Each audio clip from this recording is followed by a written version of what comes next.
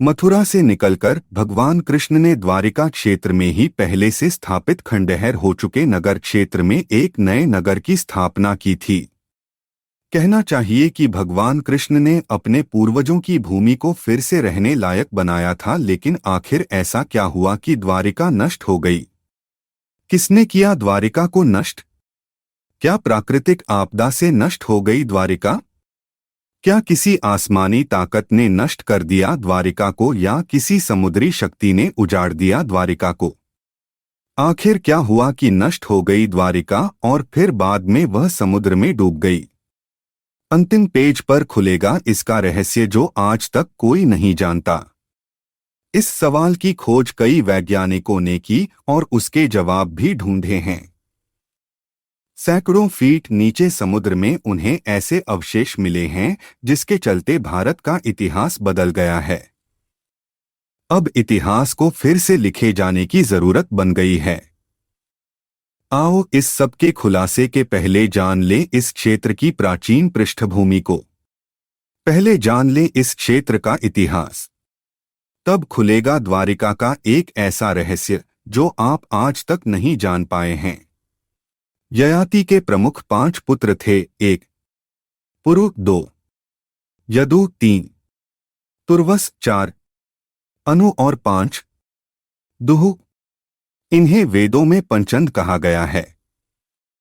7200 ईसा पूर्व अर्थात आज से 9200 वर्ष पूर्व ययाति के इन 5 पुत्रों का संपूर्ण धरती पर राज था। 5 पुत्रों ने अपने अपने नाम से राजवंशों की स्थापना की। यदु से यादव, तुर्वसु से यवन, द्रुहु से भोज, अनु से मलेच्छ और पुरु से पौरव वंश की स्थापना हुई। इन 5 कुल के लोगों ने आपस में कई प्रसिद्ध लड़ाइयां लड़ी हैं, जिसमें से एक दासराज्य का युद्ध और दूसरा महाभारत का युद्ध प्रसिद्ध है। किसको कौन सा क्षेत्र मिला? ययाति ने दक्षिण पूर्व दिशा में तुर्वसु को, पंजाब से उत्तर प्रदेश तक, पश्चिम में द्रुहु को, दक्षिण में यदु को, आज का सिंध गुजरात प्रांत, और उत्तर में अनु को मांडलिक पद पर नियुक्त किया तथा पुरु को संपूर्ण भूमंडल के राज्य पर अभिषिक्त कर स्वयं वन को चले गए। यदु ने पुरु पक्ष का समर्थन किया और स्वयं मांडलिक पद से इनकार कर दिया।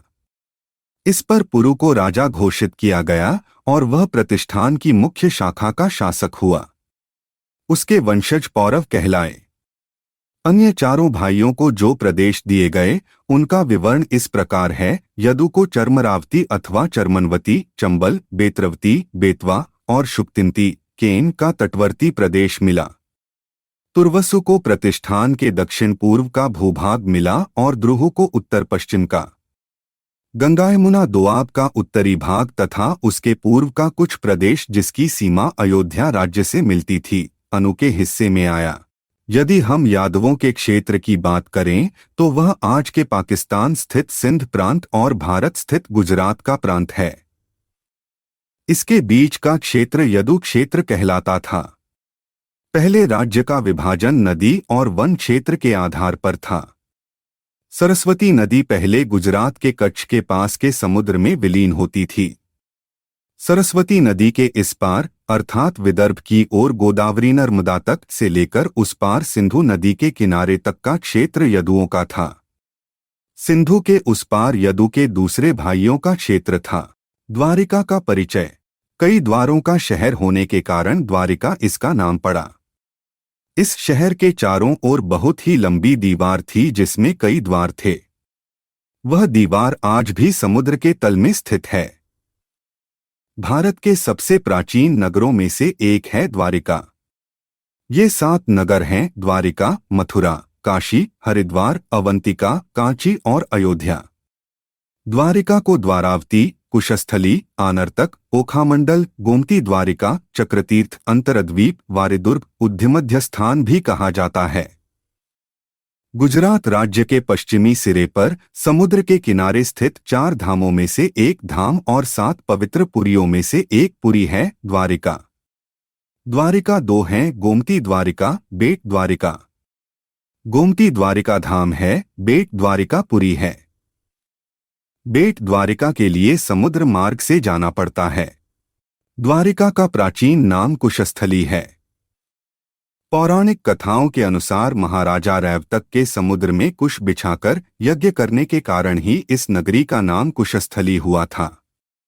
यहाँ द्वारिकाधीश का प्रसिद्ध मंदिर होने के साथ ही अनेक मंदिर और सुंदर, मनोरम और रमणीय स्थान हैं। मुस्लिम आक्रमणकारियों ने यहाँ के बहुत से प्राचीन मंदिर तोड़ दिए। यहाँ से समुद्र को निहारना अति सुखद है। कृष्ण क्यों गए थे द्वारिका? कृष्ण ने राजा कंस का वध कर दिया तो कंस के श्वसुर मगधपति जरासंध ने कृष्ण और यदुओं का नामो निशान मिटा देने की ठान रखी थी। वह मथुरा और यादवों पर बारंबार आक्रमण करता था।